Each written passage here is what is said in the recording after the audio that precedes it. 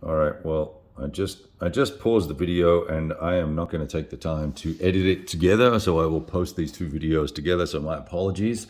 This is a continuation of my first video discussing the combat mechanics around the Normandy landings at Utah Beach here. And all I was saying was that there were no combined arms and no divisional integrity bonuses, but there are some bonuses for attacking certain weapons nests because you will have some naval support.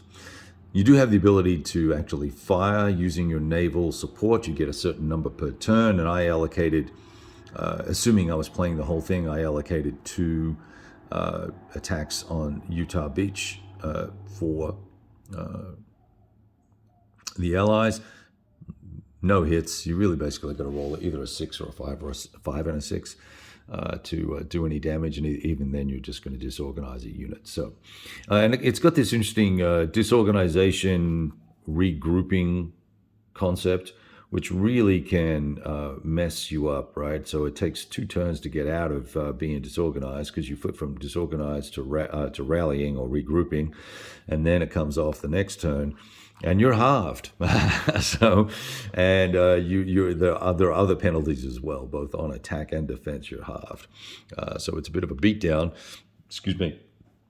The other thing that's interesting here is that all of these other units, you may notice that there are numbers there.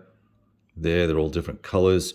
The units are grouped together, and they rolled for each stage of at each of the 5 stages of the landing phases to see who activates across what is basically the first day of the battle.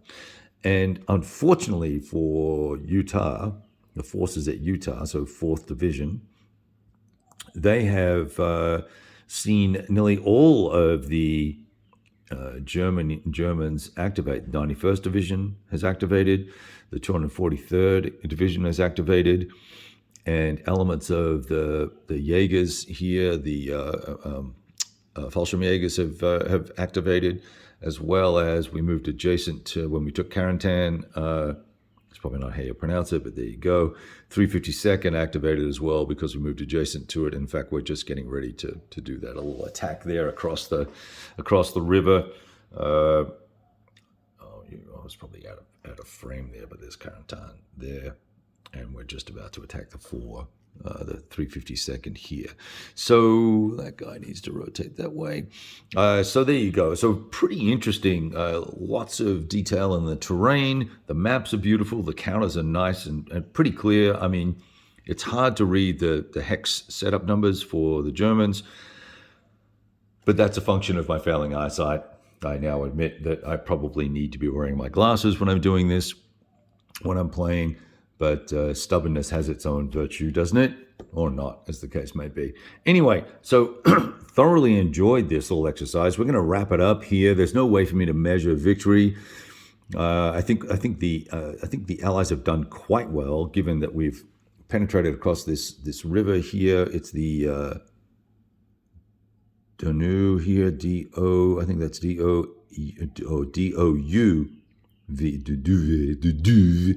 Something like that here, that runs out into the ocean here, into the peninsula. Carentan is here, and then we've got Pont-l'Abbé here.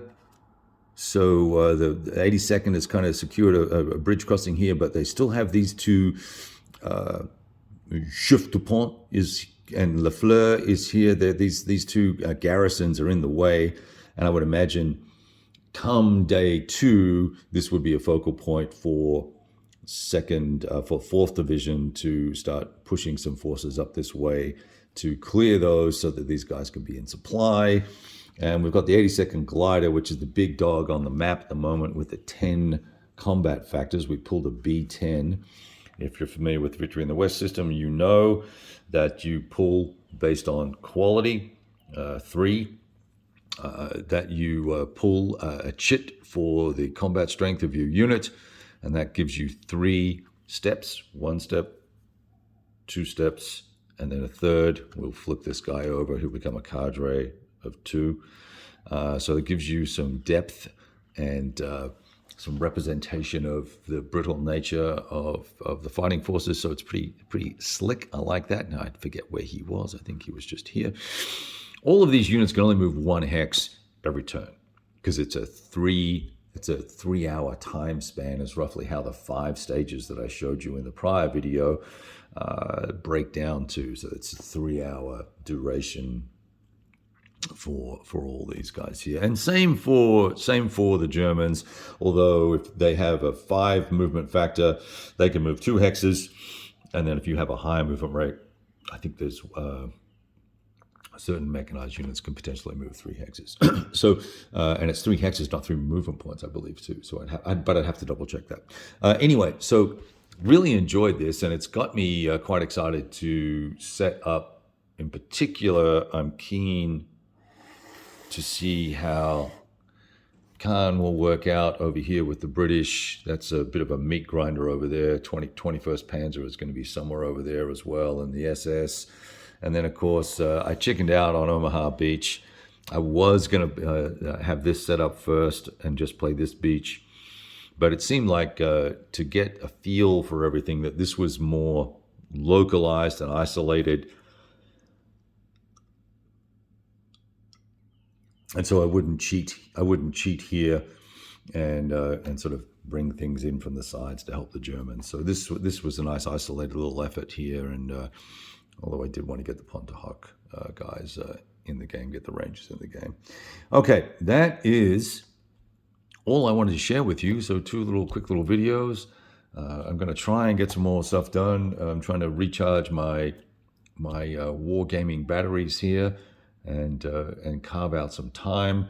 Got a lot of stuff going on at the moment, but we'll be on. We'll talk about it at that some other point. But I'm going to be on Jeff Hexy's Hex to Hex's channel, I think it is, this coming Thursday. But depending on when this video gets posted, that may be irrelevant. So we'll leave it out for the moment. All the very best, and talk to you soon.